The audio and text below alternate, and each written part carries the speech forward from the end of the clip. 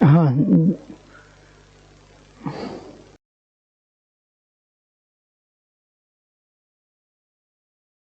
चलिए कोई नहीं, जुड़ना शुरू कर दें आप लोग।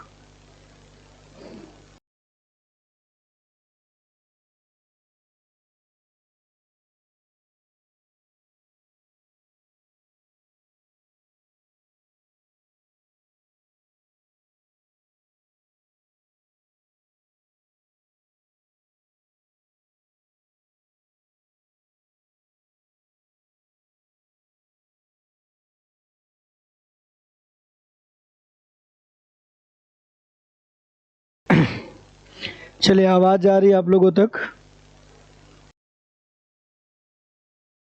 हाँ, आवाज़ आ रही है आप लोगों तक?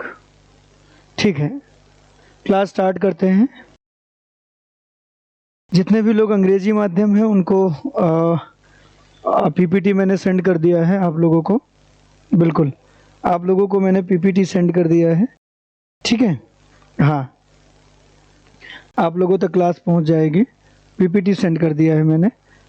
चलिए, फंडामेंटल राइट शुरू करेंगे। कल भी बात हुई थी हम लोगों की कि हम लोग आज जो शुरू करने वाले हैं वो मौलिक अधिकार शुरू करने वाले हैं। मौलिक अधिकार, ठीक है, मौलिक अधिकार शुरू करने वाले हैं। इसको आप लोग फंडामेंटल राइट्स के नाम से जानते हैं, मूल अधिकार के नाम से आप लोग जानते हैं। पढ़ा भी हुआ होगा आप लोगों का मूल अधिकार। बहुत सारी बातें मूल अधिकार के बारे में आप लोग जानते होंगे। फंडामेंटल राइट्स के बारे में बहुत सारी चीज़ें आप लोग जानते होंगे। ऑडियो कट रहा है? ओके, चलिए, आवाज़ आ रही होगी प्रॉपर? हाँ, 1 मिनट वीडियो क्वालिटी वाला एक बार देख लें।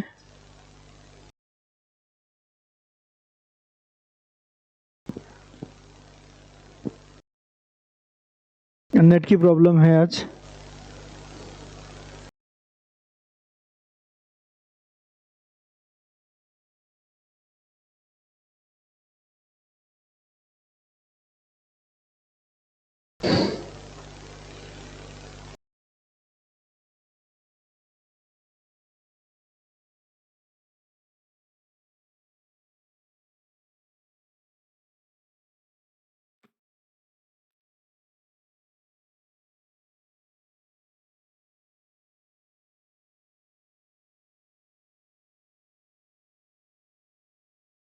चलिए, क्लास प्रॉपर जा रही होगी क्योंकि नेट प्रॉब्लम है नहीं, वाईफाई बढ़िया काम कर रहा है। चलिए, तो फंडामेंटल राइट्स पढ़ेंगे हम लोग। मूल अधिकार पढ़ने वाले हैं हम लोग। मूल अधिकार के अंतर्गत फंडामेंटल राइट्स, आप सभी लोगों को पता है कि जो फंडामेंटल राइट्स होते हैं ये दो नाम से जुड़कर बने हुए हैं। एक तो फंडामेंटल, दूसरा राइट्स। फंडामेंटल का मतलब क्या होता है? बेसिक, मूल, ओरिजिनल, जिसके बिना या जो बहुत ज़्यादा कंपलसरी है, जो चाहिए ही चाहिए, और इतना कंपलसरी है कि अगर वो नहीं तो हम नहीं, है ना? इतना कंपलसरी है कि वो अगर नहीं है तो हम भी नहीं है, कुछ ऐसा। ठीक है, हाँ, 1 मिनट के लिए आप लोग रुकिएगा। आजकल तकनीकी समस्या यहाँ पे बहुत आ रही है।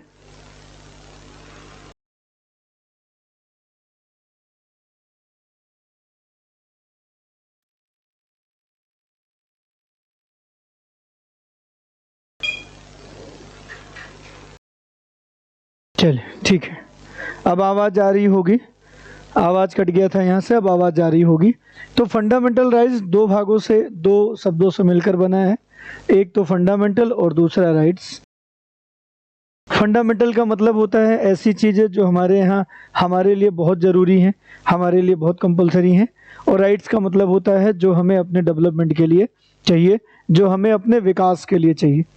तो जो चीज़ें हमें विकास के लिए चाहिए वो होता है राइट्स, और ऐसी चीज़ें जिसके बिना हम नहीं हो सकते हैं वो होता है फंडामेंटल राइट्स।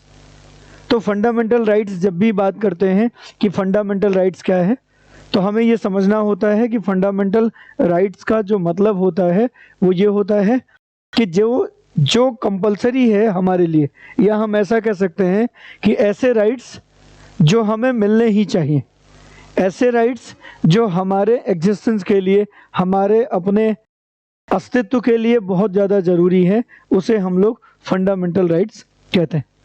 अब अगर हम अपने संविधान की बात करें तो हमारे कॉन्स्टिट्यूशन में पार्ट 3 है अपने पास, भाग 3, और इसके अंतर्गत आर्टिकल 12 से लेके आर्टिकल 35 के बीच में फंडामेंटल राइट्स दिया गया है। फंडामेंटल राइट्स जो है आर्टिकल 12 से लेके आर्टिकल 35 के बीच में है। 12 से 35 के बीच में यहाँ पर ये दिया गया है मूल अधिकार। इसके अंतर्गत अनुच्छेद के हिसाब से अगर हम लोग अपना लिख लें तो प्रेजेंट टाइम में अपने पास कितने मूल अधिकार हैं? कुल 6 मूल अधिकार हैं। देखिए 6, कुल 6 मूल अधिकार हम लोगों को प्राप्त हैं। 6 फंडामेंटल राइट्स अभी हमारे पास हैं। पहले अपने पास 7 फंडामेंटल राइट्स थे, अभी अपने पास कुछ 6 फंडामेंटल राइट्स हैं। ठीक है,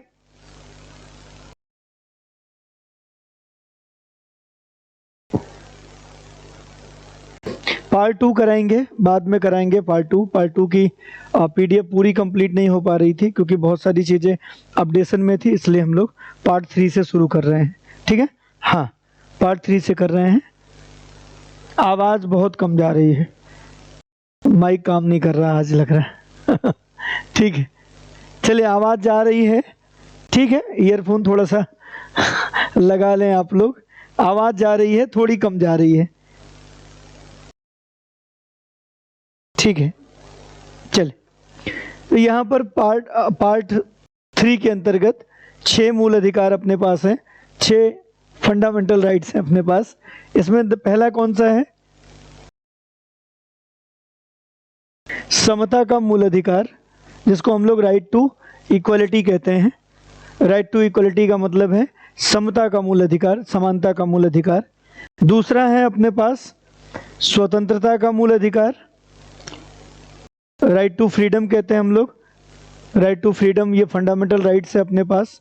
तीसरा है शोषण के विरुद्ध मूल अधिकार, शोषण के विरुद्ध मूल अधिकार, इसको राइट टू अगेंस्ट एक्सप्लॉयटेशन कहते हैं, शोषण के विरुद्ध मूल अधिकार।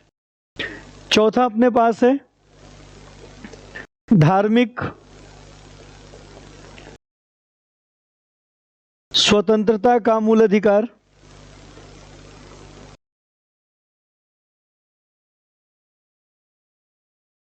है ना, धार्मिक स्वतंत्रता का मूल अधिकार। तो यहाँ धार्मिक स्वतंत्रता का मूल अधिकार की अगर हम लोग बात करें तो राइट टू रिलीजन के नाम से जानते हैं। इसके बाद अपने पास आता है शिक्षा एवं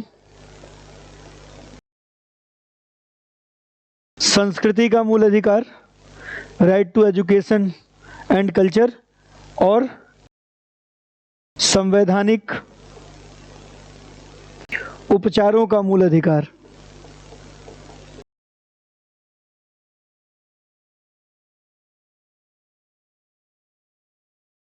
संवैधानिक उपचारों का मूल अधिकार, इसको राइट टू कॉन्स्टिट्यूशनल रेमेडीज के नाम से जानते हैं हम लोग। तो ये 6 मूल अधिकार हैं अपने पास, ये 6 फंडामेंटल राइट्स हैं। पहले हमारे पास कितने थे? 7। एक और फंडामेंटल राइट्स हमारे पास था जिसको हम लोगों ने 44 कॉन्स्टिट्यूशनल अमेंडमेंट्स, 44वें संविधान संशोधन 1978, 44 कॉन्स्टिट्यूशनल अमेंडमेंट्स 1978 के द्वारा हम लोगों ने हटा दिया था, जिसको हम लोग राइट टू प्रॉपर्टी के नाम से जानते हैं, संपत्ति का मूल अधिकार। देखिए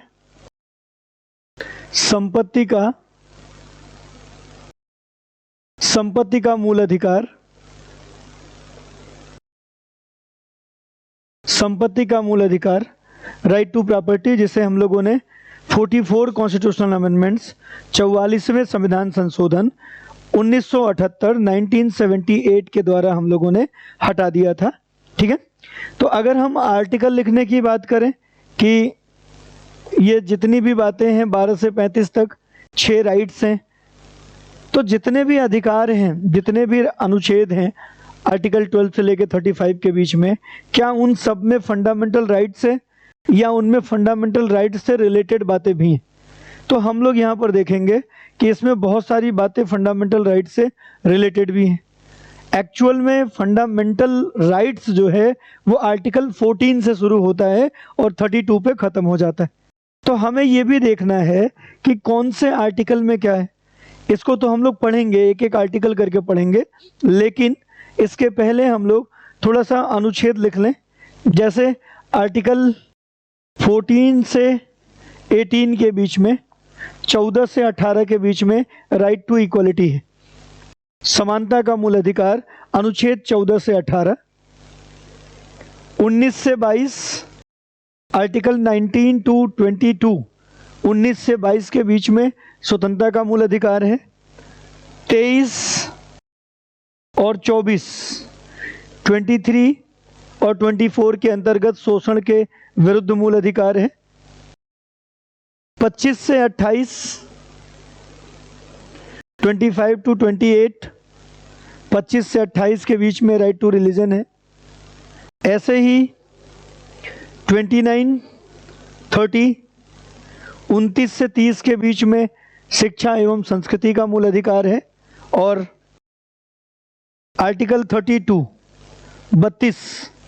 32 के अंतर्गत संवैधानिक उपचारों का अधिकार है, राइट टू कॉन्स्टिट्यूशनल रेमेडीज। ये आपका अनुच्छेद 32 की बात है, आर्टिकल 32 की बात है। अगर हम लोग 12 से 35 के बीच की बात करें तो हम लोगों को यहाँ पे 12 और 13 में कोई राइट्स नहीं न समझ में आया। कोई अनुच्छेद हमें 22 और 23 में नहीं दिख रहा है। 12 और 13 में कोई अधिकार नहीं हमें दिख रहे हैं। 14 से शुरू हो रहे हैं, 14 से, फिर कंटिन्यूअस ये 32 तक है। जबकि हम लोगों ने फंडामेंटल राइट्स आर्टिकल 12 टू 35 पढ़ा, यहाँ 32 पे ख़त्म हो गया। इसका मतलब कुछ ऐसे आर्टिकल थे जिनमें राइट्स नहीं है। और आपसे प्रश्न पूछा जा सकता है कि उन आर्टिकल को बताइए जिसमें फंडामेंटल राइट्स नहीं है। यह प्रश्न पूछा जा सकता है कि निम्नलिखित प्रश्नों पर ध्यान रखिए और मौलिक अधिकारों के भाग से मौलिक अधिकारों के न होने वाले आर्टिकल को चुनिए।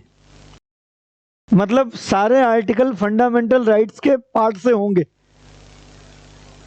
है ना, सारे के सारे भाग 3 से होंगे, लेकिन उसमें आपको चुनाव करना होगा जिसमें कोई फंडामेंटल राइट्स न हो, है ना।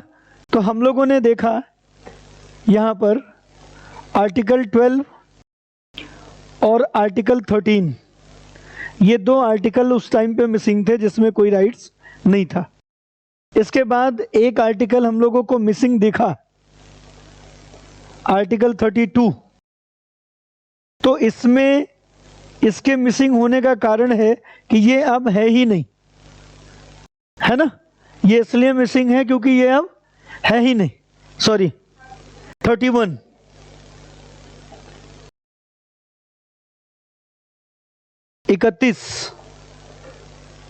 31 अब है ही नहीं।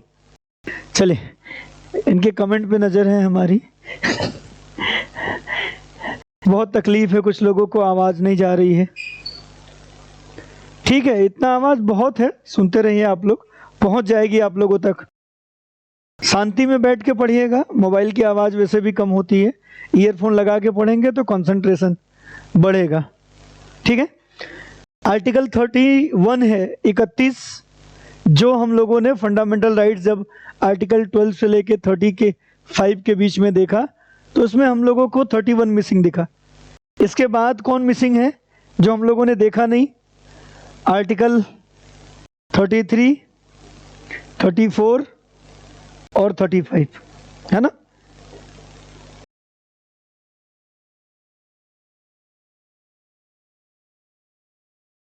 ये अगर हम मौलिक अधिकार की बात करें, फंडामेंटल राइट्स की बात करें, फंडामेंटल राइट्स की बात करें, मूल अधिकार की बात करें, तो इस मूल अधिकार के अंतर्गत हम लोगों ने देखा कि 12 से 35 के बीच में मौलिक अधिकार है, ऐसा बताया गया। अगर आपसे पूछा जाता है कि आर्टिकल 12 फंडामेंटल राइट्स में आता है, आपको कहना हाँ आता है ना। क्या आर्टिकल 12 फंडामेंटल राइट्स है? हम कहेंगे हाँ है, क्योंकि 12 से 35 के बीच में, 12 से 35 के बीच में जो कुछ है सब मौलिक अधिकार है। लेकिन जब आपसे पूछा जाए कि क्या अनुच्छेद 12 में मौलिक अधिकार दिया गया है, तो हम कहेंगे नहीं। कितना कंफ्यूजिंग है ना। हमें कैसे पता लगेगा कि कब तुम मौलिक अधिकार पूछ रहे हो और कब तुम मौलिक अधिकार वाला आर्टिकल पूछ रहे हो? ठीक, तो ये तय करेगा विकल्प। विकल्प बताएगा कि वो क्या पूछना चाहते हैं, है ना। विकल्प ये तय करेगा कि वो एक्चुअल में आपसे जानना क्या चाहते हैं। तो यहाँ पर हम लोगों ने देखा कि कुल 6 फंडामेंटल राइट्स हैं जो हमारे हैं। हमारे मतलब हमारे हैं। हमारे किसके? आपके, सरकार के नहीं। और ये आपके लिए हैं, आपको इसको उपयोग में लाना है। आपको मजबूत बनाने के लिए फंडामेंटल राइट्स कॉन्स्टिट्यूशन से, संविधान से आपको दिए गए हैं। अब आप इसका कितना इस्तेमाल करते हैं, आप इसका कितना उपभोग करते हैं, या आप इसके बारे में कितना जानते हैं, ये आपको डिसाइड करना है। ठीक है, तो यहाँ पर आपके लिए अनुच्छेद 12, 13, 33, 34, 35 ये कुछ अलग है। जैसे हमने सारे आर्टिकल में क्या है लिख लिया, वैसे यहाँ पर भी लिख लें कि ये जो अनुच्छेद हमारे पास हैं, आर्टिकल, इसमें है क्या। अगर आप आर्टिकल 12 की बात करेंगे, 12 की बात करेंगे, तो इसमें राज्य की परिभाषा है। क्या दिया गया इसमें? राज्य की परिभाषा है, परिभाषा है ना। स्टेट को डिफाइन किया गया है, इसमें स्टेट को डिफाइन किया गया है कि स्टेट कौन है। क्यों स्टेट को डिफाइन किया गया है? क्योंकि आपको फंडामेंटल राइट देगा कौन? राज्य देगा। तो आपको पता होना चाहिए ना कि राज्य है कौन। मान लो आप सो रहे हो, सुबह आप उठे, आपको मौलिक अधिकार चाहिए, आपको लग रहा मिल नहीं रहा, कहाँ जाओगे? राज्य के पास। पता है राज्य कौन है? हमको लगता है आप लोगों ने इतनी बार मोदी जी का नाम सुना है, आपको लगता है मोदी जी के यहाँ चले जाएंगे, या मान लो लखनऊ में हो तो कहोगे योगी जी के यहाँ चले जाएंगे। सही जा रहे हो। अगर मोदी जी के यहाँ जा रहे हो या योगी जी के जा रहा, सही जा रहे हो, ये भी राज्य है। लेकिन पता लगा कि सुबह सुबह उठे, सामने घर के नाली है, नाली में पानी रुक गया, अब पानी 2 दिन से रुका, बदबू आ रही, क्या करोगे? योगी जी के यहाँ जाओगे? छोड़ो, मोदी जी के यहाँ चले जाओ। नहीं, अब मौलिक अधिकार है, 3 दिन और बदबू आएगा, कीड़े पड़ जाएंगे, बदबू से बीमार पड़ सकते हैं, डायरिया हो सकता है, कॉलेरा हो सकता है, जान जा सकती है ना। जान जा सकती है, नहीं जा सकती? जा सकती है। और हमारे जान की गारंटी किसने ले रखी है? आर्टिकल 21 मूल अधिकार ने, कि आपकी जान नहीं जाने देंगे, आप अपनी जान भी खुद नहीं ले सकते। तो अब हम कहाँ जाएंगे, है ना। तो अब हम तो राज्य के पास जाएंगे ना, प्राण चले जाएं, लेकिन कौन से वाले राज्य के पास जाएंगे ये हमें पता लगना चाहिए। इसलिए हमें इस बात को पता लगाना है कि जो मौलिक अधिकार देगा वो है कौन, है ना। हाँ, आज तो मौलिक अधिकार देने वाला जो राज्य है वो कौन है। इसलिए यहाँ पर राज्य को जब डिफाइन किया गया है तो यहाँ पे ये बताने का प्रयास किया गया है कि कौन है स्टेट, है ना। और फिर जब इसमें आप देखोगे तो उसमें पूरी एक लंबी सी लिस्ट है।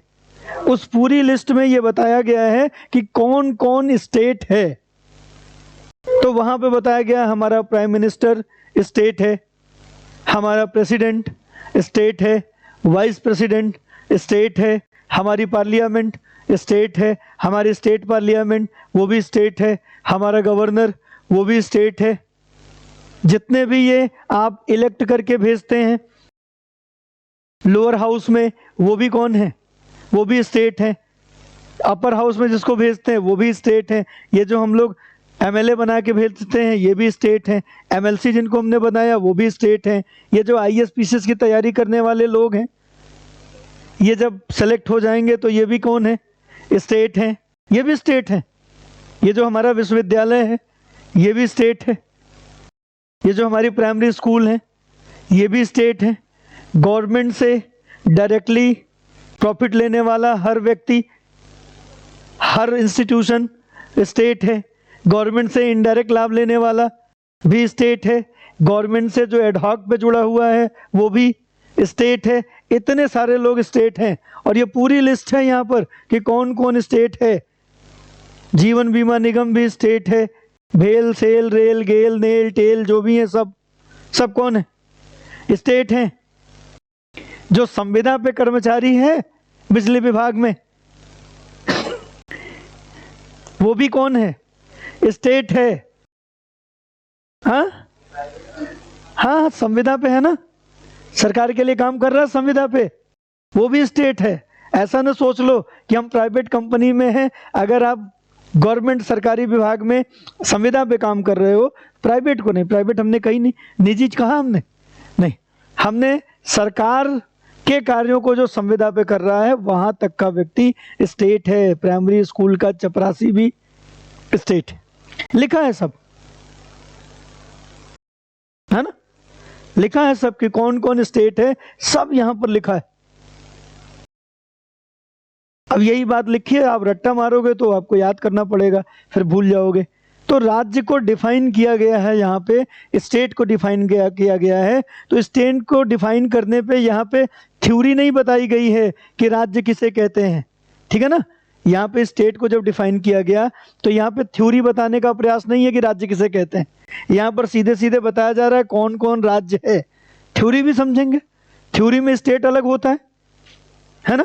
थ्योरी में स्टेट अलग होता है, नहीं होता है? थ्योरी में स्टेट अलग होता है। अभी उसको भी समझ लेते हैं कि थ्योरी में कैसे स्टेट अलग है।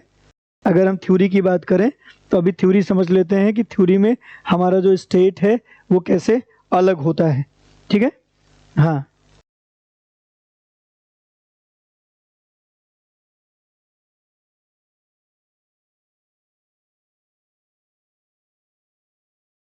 थ्योरी में कैसे स्टेट अलग होता है ये हम लोग अभी यहाँ पर देख लेंगे।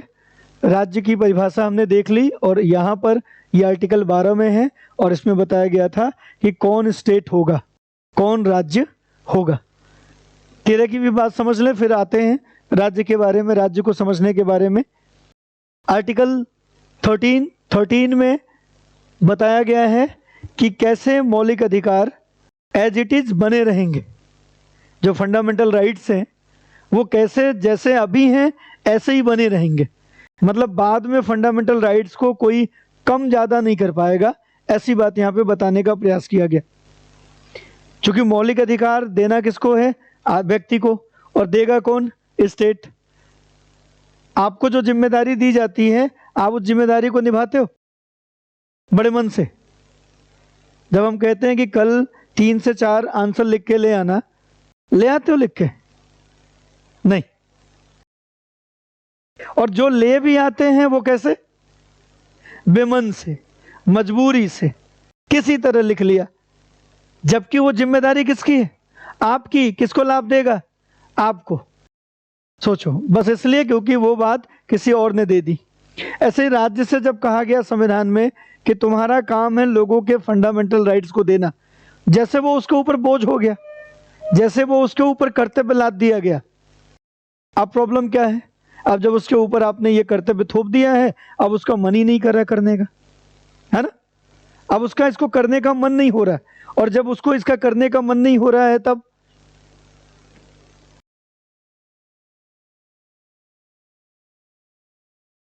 अब जब करने का मन नहीं हो रहा है तो वो भी सोचता है कि किसी तरीके से बच जाए, और जैसे ही वो इस काम को करने से बचेगा आपका मौलिक अधिकार प्रभावित हो जाएगा। इसलिए वो क्या कर सकता है? वो आपके मौलिक अधिकारों को कम करना चाह सकता है। जबकि संविधान निर्माता क्या चाहते थे? कि आपके फंडामेंटल राइट्स कभी कम न हो। इसलिए उनको ये अनुच्छेद लिखना पड़ा, आर्टिकल 13। और आर्टिकल 13 इस बात की गारंटी लेता है कि फ्यूचर में जो फंडामेंटल राइट्स हैं वो कम नहीं होंगे। मतलब जैसे हैं वैसे ही बने रहेंगे, इसे कम किया नहीं जा सकता। फिर बहुत सारे बच्चों के मन में ये सवाल आ रहा होगा कि सर वो फिर 31 वाला कैसे कम हो गया? अगर 13 ने गारंटी ले रखी है कि फंडामेंटल राइट्स कम नहीं होंगे, तो हमारे पास आर्टिकल 31 में एक राइट्स था, राइट टू प्रॉपर्टी। हमारे पास एक अधिकार था, संपत्ति का मूल अधिकार। आज नहीं है ना, नहीं है, इसका मतलब कम तो हुआ होगा। फिर वो कैसे कम हो गया जब 13 था? तो उसकी चर्चा लंबी है। जब हम लोग अभी 12 से 13 पे आएंगे तो हम देखेंगे कि कैसे कम हो गया। और जब हमारे यहाँ कहा जाता है, पिताजी कहते हैं कि बेटा तुम बड़े हो गए हो, अब मेरा चप्पल, मेरा जूता तुम्हारे पैर में आने लगा है, मतलब अब तुमको थप्पड़ नहीं मारेंगे। नहीं, बताते ना, बेटा तुम बड़े हो गए हो, अब थप्पड़ नहीं मारेंगे। फिर तुम बदमाशी करके दिखाओ, फिर थप्पड़ पड़ेगा नहीं पड़ेगा? पड़ेगा। फिर आप कहोगे आपने कहा था नहीं मारोगे। थप्पड़ नहीं मारने में थप्पड़ मारने का अधिकार शामिल है ना। मतलब पिताजी ने कंडीशन रखी थी कि अब तुम बड़े हो गए हो, मतलब अब तुम गलतियां नहीं करोगे, और गलतियां नहीं करोगे तो थप्पड़ हम नहीं मारेंगे। लेकिन तुमने जैसे ही गलती करी, पिताजी को एहसास हो गया कि ये अभी बड़ा नहीं हुआ है, उन्होंने तुरंत दिया आपको। ऐसे ही यहां पर है, यहां पर जिस भी चीज को मना किया जाएगा वो चीज मिलेगी ही मिलेगी। जिसको मना किया जाएगा, ये नहीं किया जाएगा, अगले ही क्षण अंबेडकर जी आएंगे और कहेंगे कि किया जाएगा, माना नहीं जाएगा, है ना। किया जाएगा लेकिन माना नहीं जाएगा। ये वाले मतलब बात कहां से दिमाग में आई हमारे भारतीयों में कि होगा और माना नहीं जाएगा, है ना। और नहीं होगा तब पर भी माना जाएगा। शंकर भगवान को कभी कभी हम लोग खेलते भी थे ऐसे। तो कोई लोग आके कह देता था अरे शंकर भगवान है, तो हम लोग कहते ठीक है शंकर भगवान है लेकिन मानेंगे नहीं, खेलने दो। नहीं, और कुछ जगह पे ले जाके रख देते हैं, बढ़िया, फिर उसकी पूजा पाठ भी होती है। नहीं, फिर कोई कहता है कि अरे नहीं ये तो पत्थर है, नहीं भगवान। तो मानना न मानना हमारी अपनी इच्छा पे रहता है। ऐसे ही संविधान है, संविधान में जितनी बातें लिखी हैं, जरूरत लगी तो मानेंगे और नहीं जरूरत लगी तो नहीं मानेंगे। उससे कोई दिक्कत भी नहीं होने वाली। बड़ा बढ़िया संविधान है अपना। अपने संविधान में लिखा था भारत का प्रत्येक राज्य का अपना एक राज्यपाल होगा, है ना। क्या लिखा था? हर राज्य का अपना एक राज्यपाल होगा। फिर बाद में उसमें जोड़ दिया गया एक राज्यपाल एक से अधिक राज्यों का भी राज्यपाल हो सकता है। एक से अधिक राज्यों का राज्यपाल मतलब कितने? 2 राज्यों का, 3 का हो सकता, नहीं हो सकता? 5 का नहीं हो सकता? 25 का, 28 का? ऐसा कहीं नहीं लिखा है। मैक्सिमम इतना ही लिखा है कि प्रत्येक राज्य का अपना एक राज्यपाल होगा। फिर लिखा है किंतु एक ही राज्यपाल एक से अधिक राज्यों का राज्यपाल हो सकता है। अब एक से अधिक कोई 2 थोड़ी लिखा है कि 3 लिखा है। मतलब आवश्यकता पड़ी, मान लो पैसे नहीं हुए, थोड़ा मोड़ा पैसा लेता है राज्यपाल। कितना पैसा लेता है राज्यपाल? कितने पैसे लेता है सैलरी भाई? 3.5 लाख। कम है? मान लो नहीं पैसा हुआ, गरीब हुए हम लोग, तभी बनाएंगे सब राज्य के अपने एक एक राज्यपाल। तो हम लोग काम चला लेंगे एक राष्ट्रपति और एक राज्यपाल से। एक ही राज्यपाल को 28 राज्य का राज्यपाल बना देंगे कि तुम देखते रहना। बल्कि सैलरी अलग से संशोधन करके थोड़ी बढ़ा देंगे कि 28 राज्य की जिम्मेदारी उठाओ, थोड़ी 2-3 लाख रुपए तुम्हारी बढ़ा देते हैं। नहीं, काम नहीं चल जाएगा। ऐसा संविधान है हमारा। लेकिन सामान्यतः देखो तो एक एक राज्यपाल लेके सब राज्य बैठते नहीं बैठते, सबके अपने अपने राज्यपाल होते हैं। तो हमारा संविधान लिखित भी है, रिटर्न होते हुए भी मनमाना है, फ्लेक्सिबल है। दुनिया में जहां जहां के संविधान लिखित हैं सब कठोर हैं, रिजिड, क्योंकि लिखी हुई बात रिजिड हो जाती ना, नहीं। बोली हुई ओरल जो हम बोलते हैं उस पर कभी मुकर सकते हो, लेकिन जहां साइन कर दिया वहां मुकर पाओगे? ऐसे ही संविधान, इंग्लैंड में संविधान कुछ भी है क्योंकि अलिखित है, परंपराओं पर आधारित है, परंपराओं की जैसी व्याख्या वैसा संविधान। हमारे यहाँ सब लिखा है। बाई नेचर हमारा संविधान कैसा है? लचीला की कठोर? कठोर।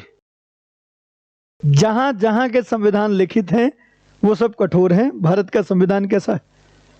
लिखित है। भारत का संविधान लिखित है, रिटन है, और जितने भी संविधान रिटन होते हैं वो कठोर होते हैं, रिजिड होते हैं। By nature Indian constitution rigid constitution है। भारत का संविधान बाई नेचर कठोर संविधान है। और अभी पिछले साल पेपर में पूछा गया था, विकल्प में आया था कि निम्न में से संविधान के प्रकृति पे चर्चा कीजिए, और उसमें दिया गया था हमारा संविधान संघात्मक है, हमारा संविधान कठोर है, हमारा संविधान लचीला है, हमारा संविधान में शक्तियों का बंटवारा है। एक सही है, एक दो सही है, एक दो चार सही है, कोई सही नहीं है। कौन सा बताओगे? एक दो चार सही है, लचीला छोड़ दोगे? हम लचीला संविधान नहीं है, ध्यान रखना। हम कैसे संविधान है? कठोर संविधान है। वो तो मन को तसल्ली देने के लिए, मन बहलाने के लिए, औरों के संविधानों से अच्छा दिखाने के लिए, बड़ा बैलेंस और मजेदार बताने के लिए हम लोग कहते हैं भारत का संविधान नमनीयता और कठोरता के बीच का समन्वय है ना। बट अगर थ्योरी रूप में आपको सिद्ध करना हो कि हमारा संविधान कैसा है, तो हमें क्या बताना पड़ेगा? हमारा संविधान कठोर संविधान है। क्यों? क्योंकि जब आप मानक देखोगे, जब आप स्टैंडर्ड ऊपर से देखोगे, तो उस स्टैंडर्ड में जितनी बातें कठोरता के पक्ष में है वो सब हमारे पास है। लचीला होने के पक्ष में जितनी बातें हैं वो हमारे पास है ही नहीं है। तो हमें उस टाइम पे ये देखना होता है कि हमारा संविधान कैसा है? कठोर है। ठीक है।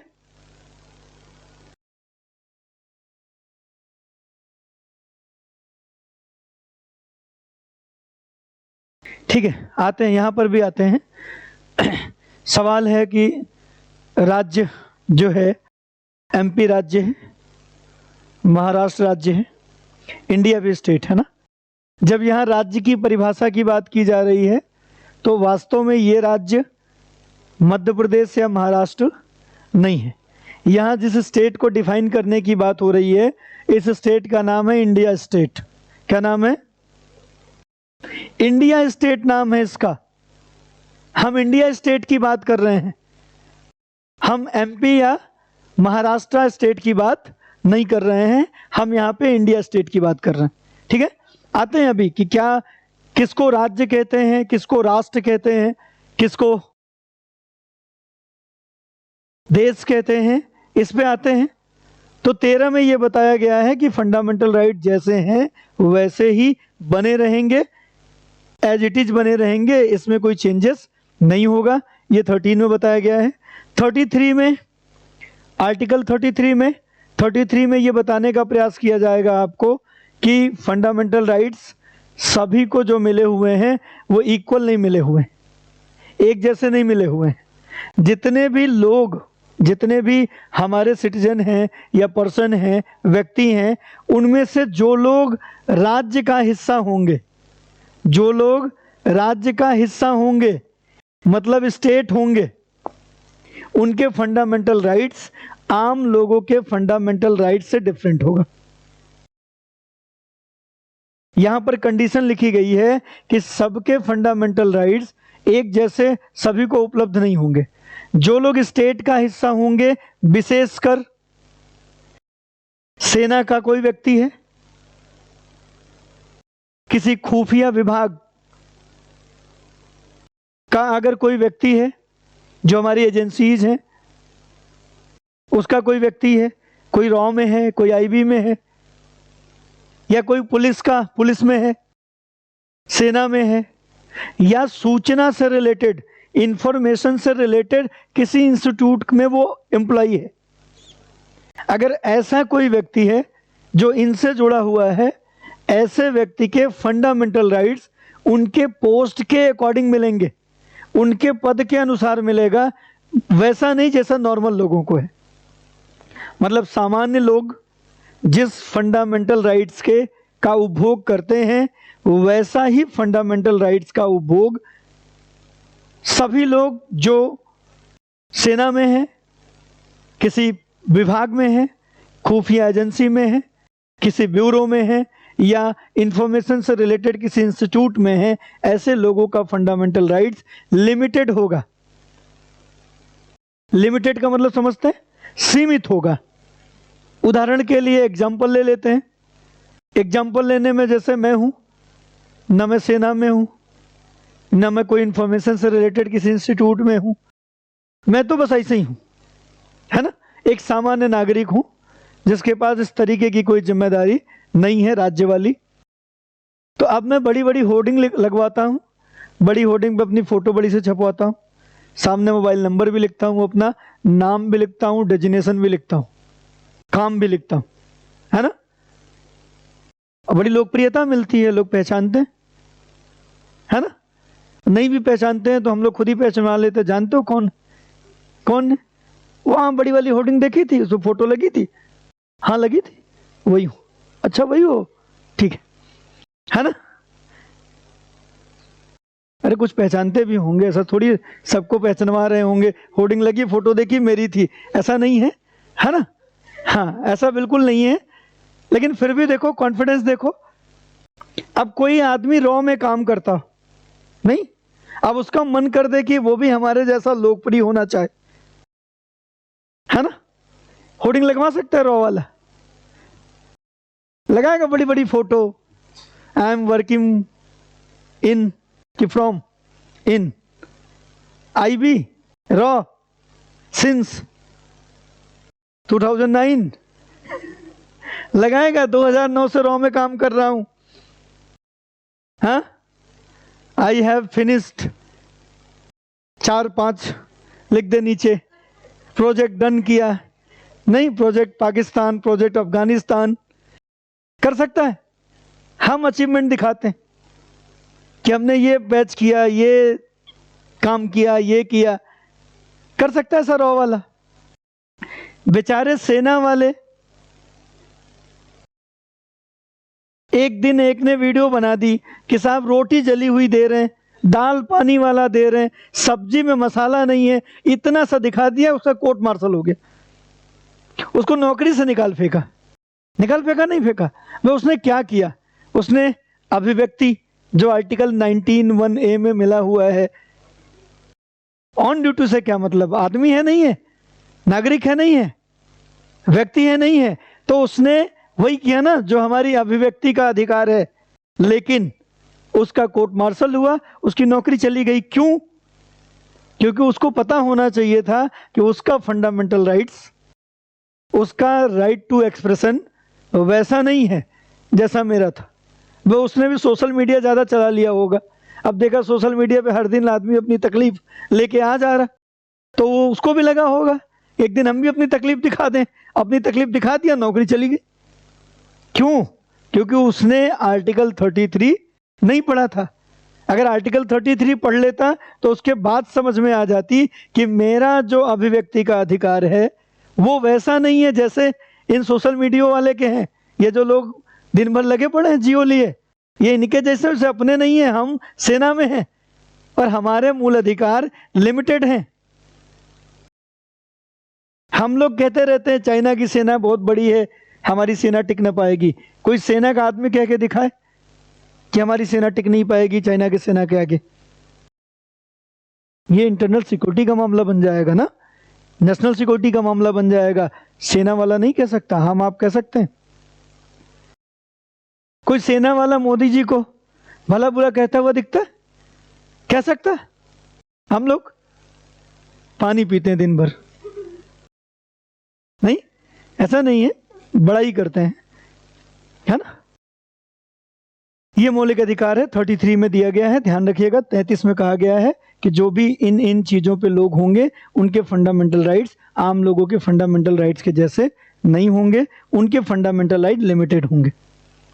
ऐसा ही आर्टिकल 35 तो बहुत कम, 34 है, 34 में सैनिक विधि की बात की गई है।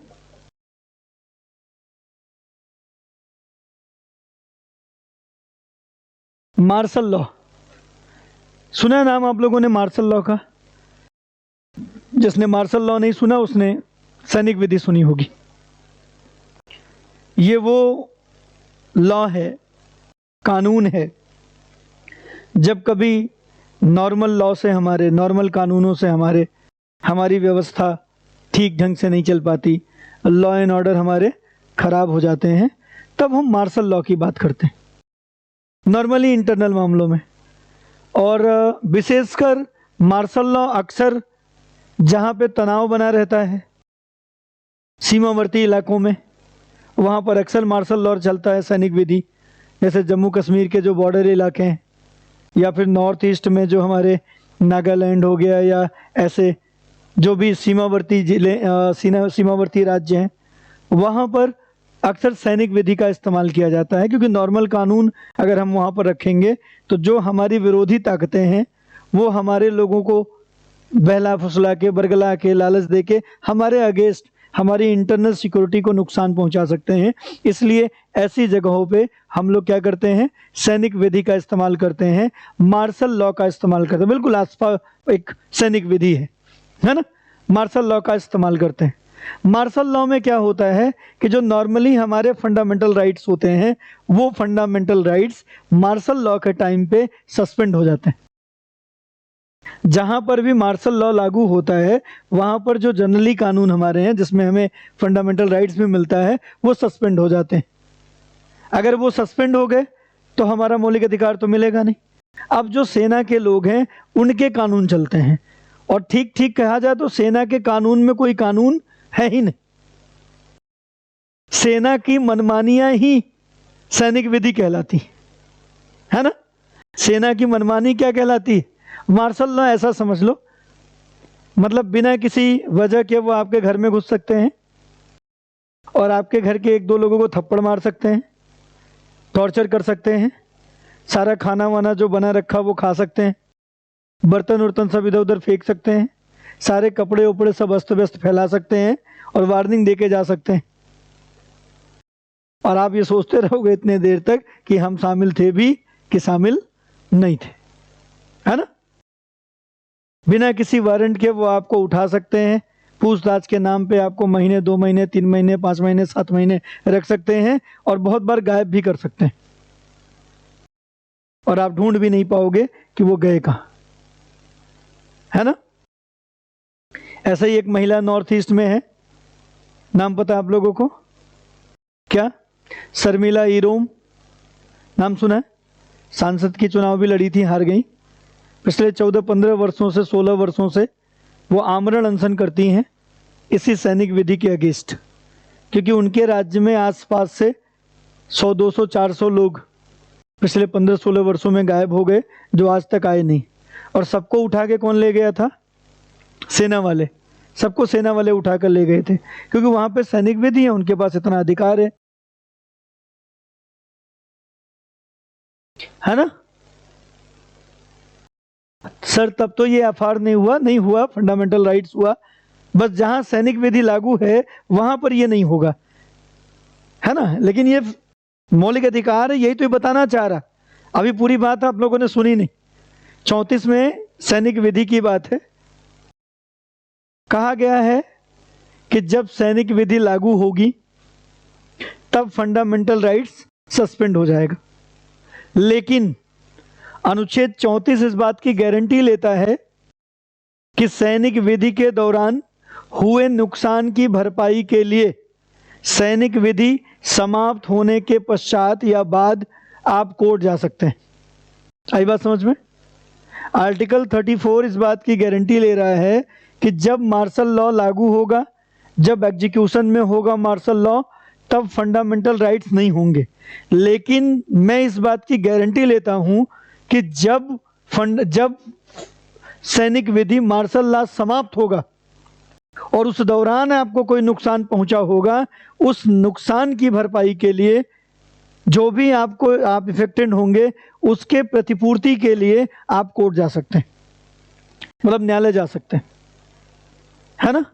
इसका मतलब है कि 34 कह रहा है कि हम नहीं हुए तो क्या हुआ, तब पर भी हम तुम्हारी सुरक्षा करते रहेंगे, हमारे डर से तुमको कोई प्रताड़ित नहीं करेगा, क्योंकि उसको पता है कि दादा आएंगे, है ना।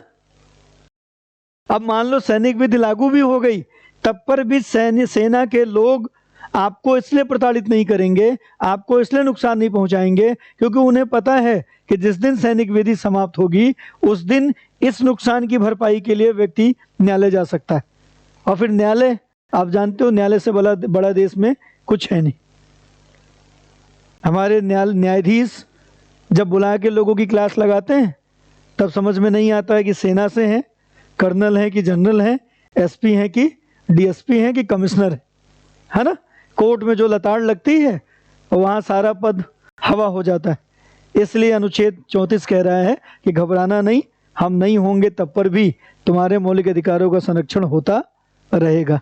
इसलिए मौलिक अधिकार है ना। जो गायब हुए थे वो आए क्यों नहीं बड़ा सवाल है ना।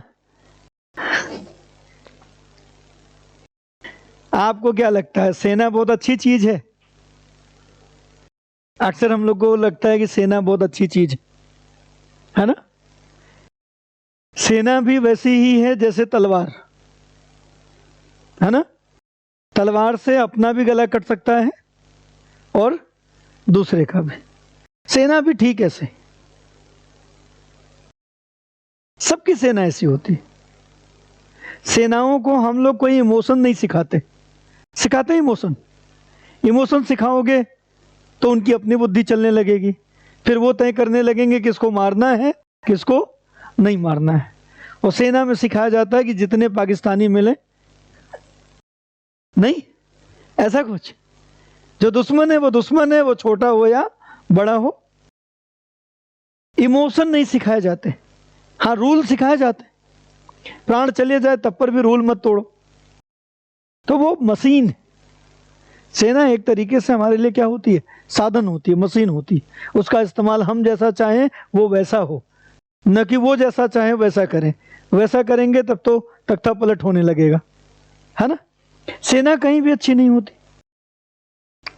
सेना के लोग की जो जॉब है वो इतनी फ्रस्ट्रेटिंग होती है, इतनी कठिनाईपूर्ण होती है।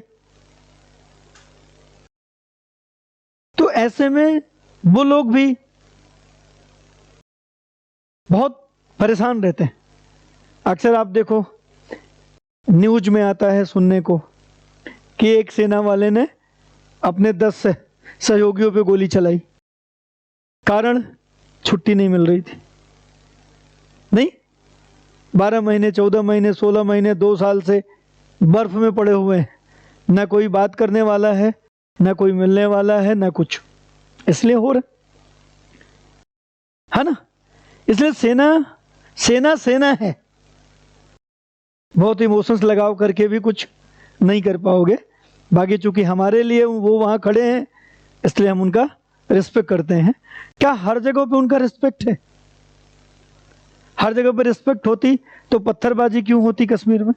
हर जगह पे रिस्पेक्ट होती तो नॉर्थ ईस्ट में सेना के खिलाफ इतने सारे सामान्य लोग अनशन क्यों कर रहे होते, है ना। तो सेना है, आप समझो। जिसके पास हथियार है, तो वो लोग इसलिए नहीं लौटे कि वो लोग अब हैं नहीं दुनिया में, है ना। वो जिनको वो ले गए वो इसलिए नहीं है क्योंकि वो अब दुनिया में नहीं है।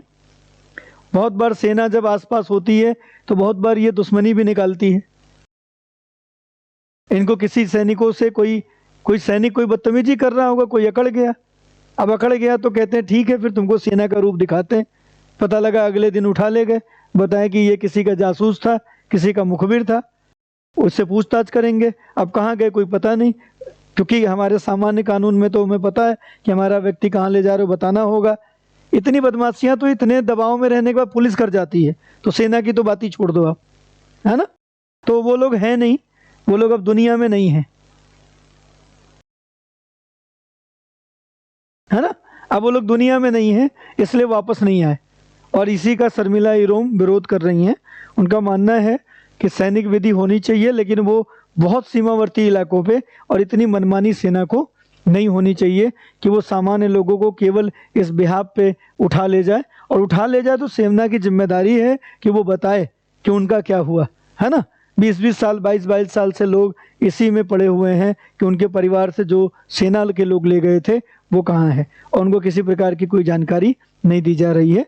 तो ये गलत बात है। ये इस तरीके की चीज़ें हैं। कर्फ्यू लगता है फिर दंगे हो जाते, लग जाता है ना कर्फ्यू। अब कर्फ्यू लग गया, अब आप घर में हो, आपके घर में ये सर्च के नाम पे घुस जाते हैं, सारा तोड़ फोड़ कर देते हैं। भाई सर्च के नाम पे क्या आदमी ढूंढ रहे हो ना, और जो आदमी ढूंढ रहे हो वो उसके लिए अलमारी तोड़नी जरूरी, उसके लिए बर्तन फेंकने जरूरी नहीं ना। लेकिन प्रभाव जमाने के लिए ऐसी बदतमीजियां होती हैं।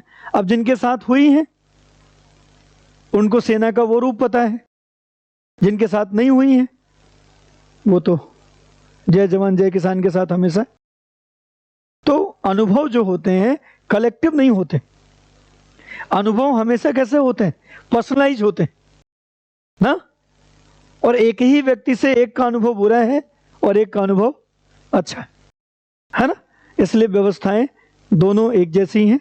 सेना अच्छी है और कुछ लोगों के लिए सेना बुरी भी हो जाती है, वो पर्सनल अनुभव तय करता है कि क्या है।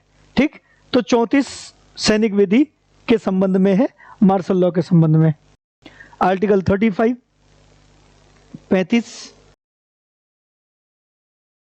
ये लिमिट तय करता है मौलिक अधिकारों में चेंजेस का। और आर्टिकल 368 जो 368 है वो मौलिक अधिकारों में संशोधन कर पाएगा कि नहीं कर पाएगा। तो आर्टिकल 35 इस बात की जिम्मेदारी लेता है कि 368 फंडामेंटल राइट्स में भी चेंजेस कर पाएगा। ठीक है। एक और आर्टिकल यहीं पे बहुत लोकप्रिय था, अब भूल गए होंगे ना आप लोग, किसी समय बड़ा चर्चा में था। 35A है ना, 35A जम्मू कश्मीर है ना। बाद में तो 370 छोटा पड़ गया था ना, बाद में जब बातें चलनी शुरू हुई तो 370 छोटा पड़ गया था। किसके सामने? 35A के सामने। क्या था 35A? कहा जाता था अनुच्छेद है। हमने जिस संविधान को देखा उस संविधान में था ही नहीं। हमने बैरक खरीदा उसमें 35A नहीं था, और बार बार कहा जाता था कि जब तक अनुच्छेद 35 से नहीं हटेगा तब तक 370 नहीं हटेगा, है ना। तो 35A वास्तव में संविधान में था ही नहीं, क्योंकि संविधान में किसी बात को बनाने के लिए क्या करना होता है, संशोधन करना होता है, और संशोधन तो हुआ ही नहीं था। तो 35A आ कहां से गया? 35A कार्यपालिकी आदेश, एग्जीक्यूटिव ऑर्डर था, और एग्जीक्यूटिव ऑर्डर के नाम पे हमने 35A बनाया, जो संविधान में नहीं लिखा गया था, लेकिन हम मानते थे कि ये संविधान में है। और 35A में लिखा क्या गया था? हमने कहा ना कि 368 अमेंडमेंट्स फंडामेंटल राइट्स में कर पाएगा कि नहीं कर पाएगा, ये 35 में था। तो 35 में ही ए बना दिया गया 35A, और उसमें कह दिया गया कि 368 फंडामेंटल राइट्स में तो चेंज कर सकता है, पूरे संविधान में कहीं भी चेंज कर सकता है, लेकिन 370 को चेंज करते समय वहां की विधानसभा से पूछना पड़ेगा, है ना। जब हमारा संविधान का आर्टिकल 368 368 अमेंडमेंट्स करना चाहे अगर 370 में, तो 35 कह रहा कर सकता है, 35A कह रहा नहीं कर सकता है, लेकिन एक बार पूछना पड़ेगा। किससे? जम्मू कश्मीर की विधानसभा से। अब जब जम्मू कश्मीर की विधानसभा से पूछने जाएगा 368, तो जम्मू कश्मीर की विधानसभा क्या कहेगी कि करो, कहेगी मत करो, इतना ना। अब मान लो 368 370 को हटाना चाहता है, तो 368 370 को हटाने का प्रावधान लाना चाहता है। अब इसके लिए 368 को क्या करना पड़ेगा, जम्मू कश्मीर से पूछना पड़ेगा कि भाई ये तुम्हारा स्पेशल राज्य वाला हटा दें, तो जम्मू कश्मीर विधानसभा क्या कहेगी, हटा दो। ऑब्वियसली कहेगी गलती से नहीं हटाना। तो कभी 370 हटता, कब तक नहीं हटता, जब तक ये गारंटी लेके खड़ा है 35 से, है ना। तो पहले किसको हटाना था, 70 को कि 35 ए को, पहले 35 ए को हटाना था। कितना आसान था। ये आया कैसे था, एग्जीक्यूटिव ऑर्डर, कार्यपालिका आदेश। तो ये हटेगा भी कैसे, कार्यपालिका आदेश। राष्ट्रपति से कहा गया भाई ये 35 ए वापस ले लो, राष्ट्रपति ने कहा एवं मस्त, नहीं हो गया, वापस हो गया। और जैसे राष्ट्रपति ने कहा ले लिया वापस, वैसे ही 368 पहुंचा किसके पास, 370 के पास। कह रहा तुमको हटा रहे हैं, 370 कह रहा है एक बार विधानसभा से पूछ के आओ। इसने कहा अब जाके तुम ही पूछना, है ना, जिसने तुम्हारी गारंटी ली थी वो गया, अब तुमको कोई बचा नहीं सकता।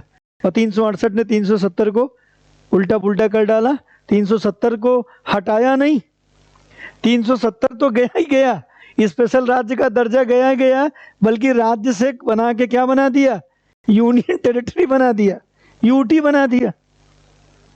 अरे स्टेट रखते तब पर भी इज्जत बची रहती, चलो 370 छीना, अब स्टेट बना दिया, स्पेशल की जगह नॉर्मल स्टेट बना दिया। इसने तो नॉर्मल स्टेट नहीं, आज तक इतिहास गवाह है कि हमने यूनियन टेरिटरियों को स्टेट बनाया, सबका प्रमोशन हुआ। जितने भी आज तक हमारे यहाँ रहे हैं सब स्टेट से, सब यूनियन टेरिटरी से स्टेट होके प्रमोशन पाए, और जम्मू कश्मीर का डिमोशन हो गया स्टेट से यूनियन टेरिटरी। इसीलिए बड़ी चर्चा थी कि बनाएगा कौन, क्योंकि आर्टिकल 3 में तो हमारे पास स्टेट की बात है, यूनियन टेरिटरी की बात है भी नहीं। और मान लो यूनियन टेरिटरी मान ले तो बनाने की बात थी, बिगाड़ने की बात थोड़ी थी।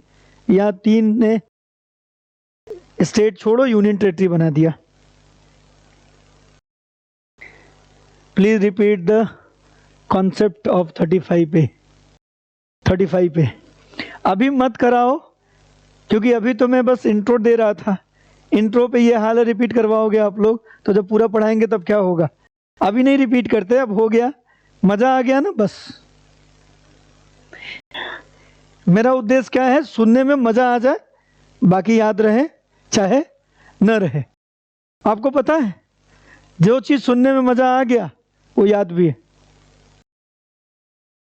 नहीं। तो असली बात क्या है मजे की, मजा आ गया तो चीज आ गई। जितनी जितनी मूवी मैंने अपने जीवन में देखी और मुझे मजा आया, सारी मूवी की स्टोरी हमें याद है। वही मूवी याद नहीं होगी जिसमें मजा नहीं आया था, है ना। तो याद रहने का असली तरीका क्या है, याद रखें कि मजा ले लें। मजा ले लो, याद रहेगा, है ना। हाँ बिल्कुल ठीक है, पढ़ाएंगे 35 सारे आर्टिकल पढ़ाएंगे। ये तो मैंने इंट्रो दे दिया कि जितने जितने नहीं है, जो हाइड रहते हैं, जिसको कोई नहीं पढ़ाता, कोई भी पढ़ाने आएगा फंडामेंटल राइट्स आप पढ़ते हैं, 14 से शुरू हो गया, 14 से शुरू हो गया, इनको कौन पढ़ोगे। मतलब सबने अट्टालिकाएं पढ़ा दी, न्यू छोड़ दिया।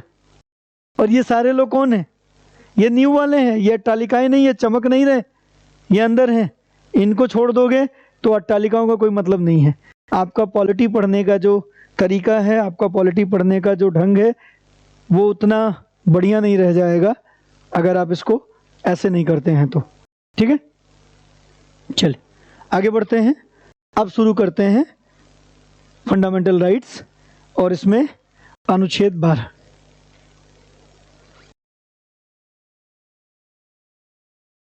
अनुच्छेद 12, ठीक।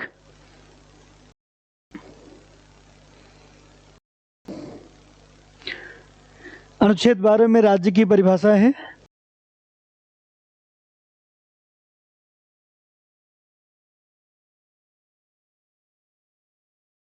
स्टेट डिफाइन किया गया है और उसमें बताया गया है कि स्टेट कौन है ना। मोहित कह रहे हैं सर आज मजा नहीं आया। चलो कोई बात नहीं है, आज दाल में तड़का नहीं लगा था। है ना। आज दाल में तड़का नहीं लगा इसलिए मज़ा नहीं आया।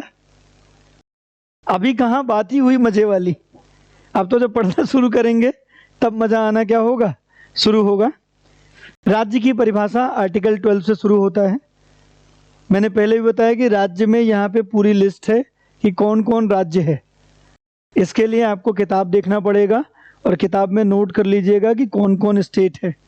स्टेट में एक लंबी लिस्ट होगी, 26, 27, 28 बातें तो आपको नोट करनी होगी कि कौन कौन स्टेट है।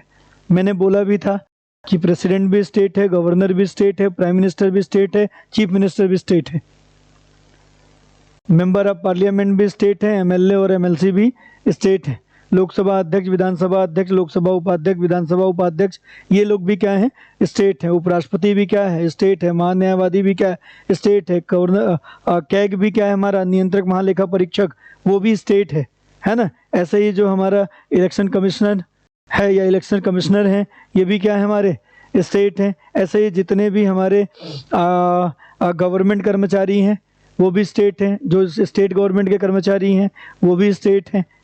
ऐसे ही जो हमारे स्कूल हैं, गवर्नमेंट स्कूल हैं, ये सब क्या है, स्टेट है। विश्वविद्यालय क्या है, स्टेट है। ऐसे ही जो संविदा पे काम करने वाले लोग हैं वो भी स्टेट है। इतनी सारी चीज़ें आपको स्टेट के रूप में लिखनी है कि ये सारे लोग स्टेट के अंतर्गत आते हैं। लेकिन कभी कभी स्टेट की जो परिभाषा है, एक्चुअल में सिद्धांत में स्टेट हम किसको कहते हैं, जब आप पॉलिटिकल साइंस की बात कर लेते हैं या राज्य की बात कर लेते हैं तो आपको यहाँ पर स्टेट समझना पड़ेगा। नहीं तो स्टेट से बहुत बार आप लोग कंफ्यूज रहेंगे कि ये मध्य प्रदेश वाला स्टेट, महाराष्ट्र वाला स्टेट या फिर इंडिया वाला स्टेट। तो आज स्टेट को पहले हम लोग जरूर देख लें कि स्टेट क्या है। सबसे पहले हम लोग संघ हैं। हम लोग कौन है, संघ हैं। भले ही हम लोग संघ को क्या लिखते हैं, यूनियन लिखते हैं। तो देखो जो संघ होता है उसमें दो प्रकार की चीज़ें होती हैं। एक तो हमारा सेंट्रल होता है जिसको हम लोग केंद्र बोलते हैं, है ना। एक हमारा सेंटर होता है जिसको हम लोग केंद्र बोलते हैं, और दूसरा हमारे पास यूनिट होती हैं, यूनिट होते हैं जिसको हम लोग प्रांत बोलते हैं। क्या बोलते हैं, असल में इसको हम लोग प्रांत बोलते हैं।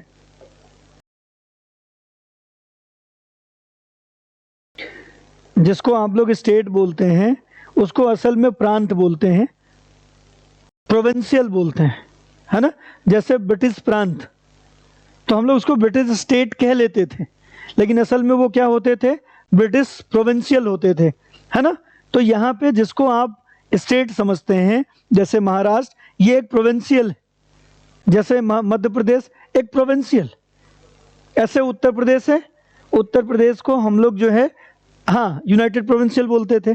अभी भी अगर आप लोग यूपी पीसीएस, है ना, यूपी पीसीएस का फुल फॉर्म, और एक बार आप देखोगे तो उसको यूपी पीसीएस की जगह पे यूपी पीएससी बोलते हैं।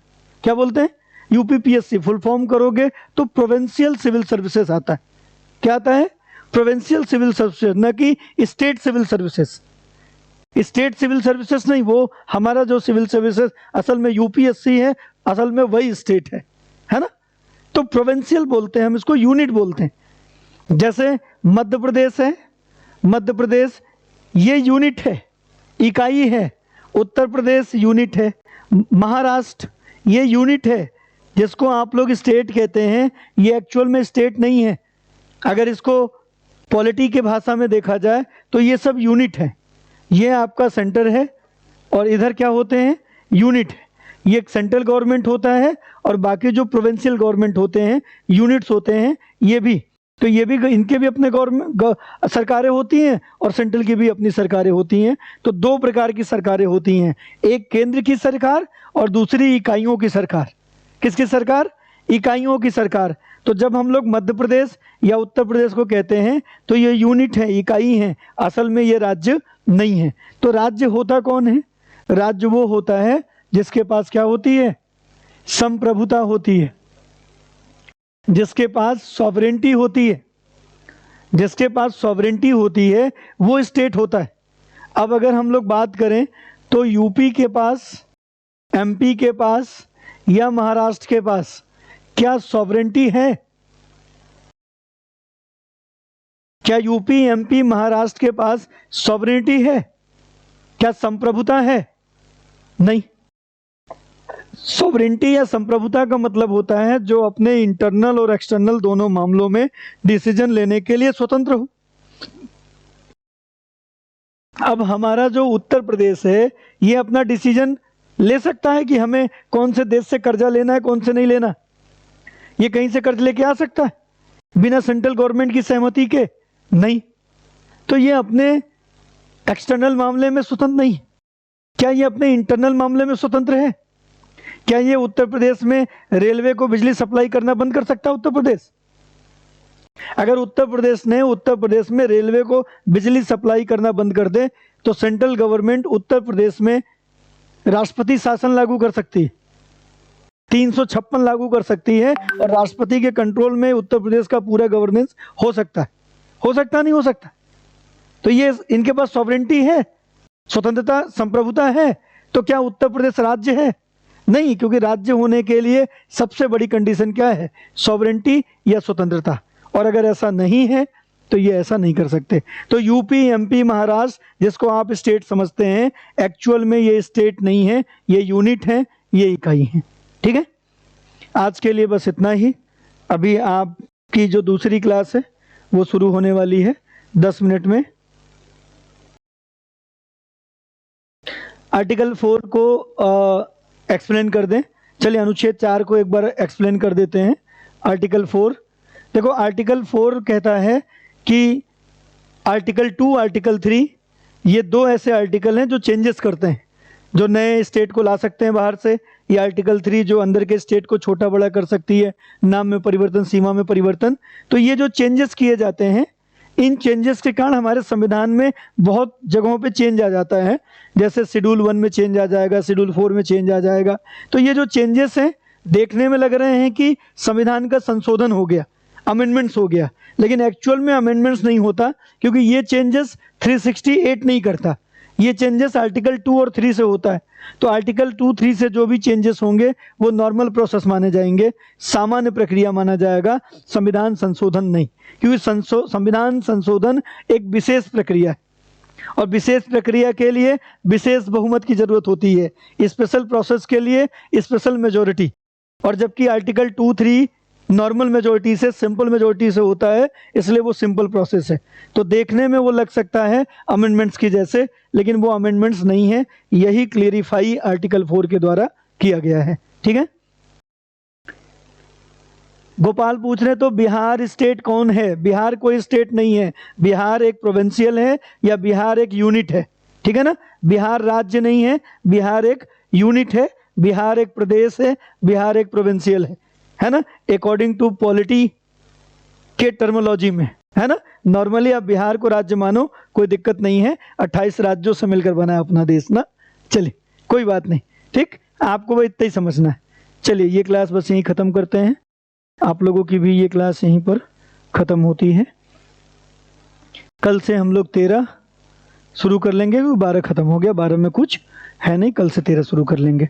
ठीक है, ठीक है।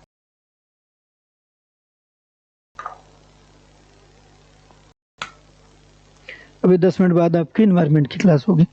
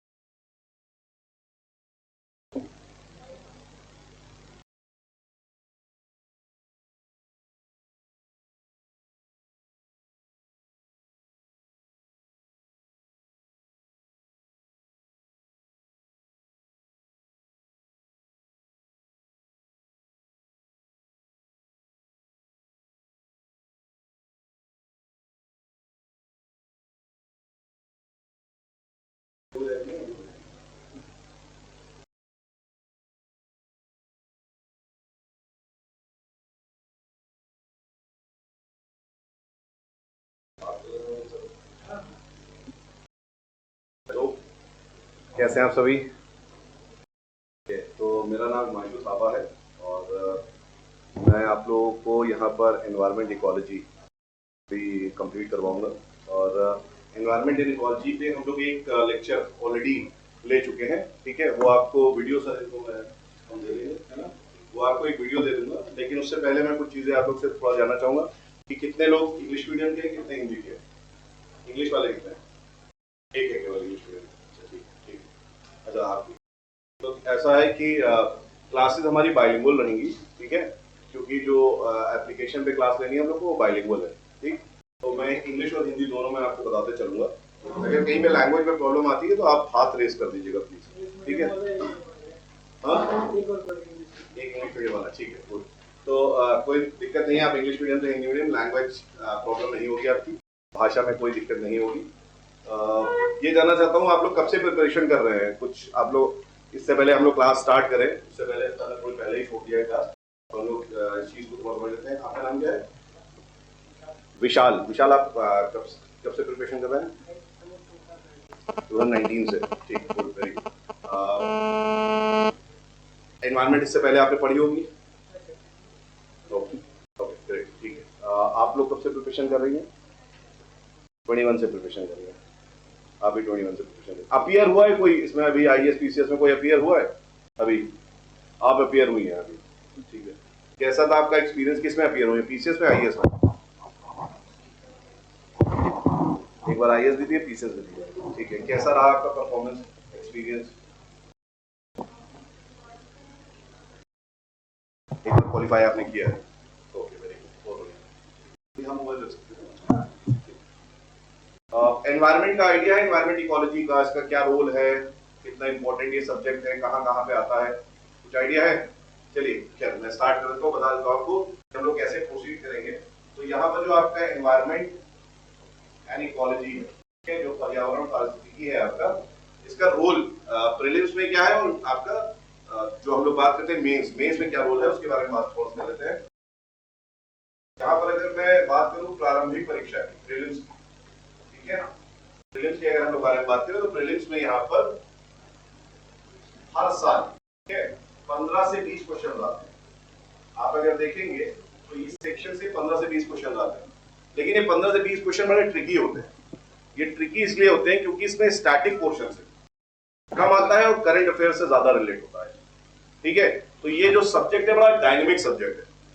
इस सब्जेक्ट को अगर आपको क्रैक करना है, सब्जेक्ट में आपको अच्छा स्कोर करना है, तो एक चीज आपको समझ लेनी है कि आपको करंट अफेयर भी अपने अपडेट करते रहे, ठीक है। आप अगर पेपर देखेंगे, चाहे प्रीलिम्स हो चाहे मेंस हो, इस सेक्शन से, एनवायरनमेंट एंड इकोलॉजी से बहुत कुछ करंट ओरिएंटेड होता है, लेकिन आप करंट के क्वेश्चन तभी अच्छे कर पाएंगे जब तक आपको स्टैटिक की नॉलेज नहीं होगी, तब तक आप करंट को समझ नहीं पाएंगे। तो क्वेश्चन कैसा आता है, जैसे स्टैटिक पे एक आपका प्रश्न रहेगा, एक लाइन, एक वाक्य जो होगा, एक सेंटेंस जो होगा, स्टेटमेंट, वो आपका स्टैटिक पोर्शन से होगा, और दूसरा जो होगा वो करंट ओरिएंटेड होगा, ठीक है। तो इस तरीके से मिक्सचर आता है।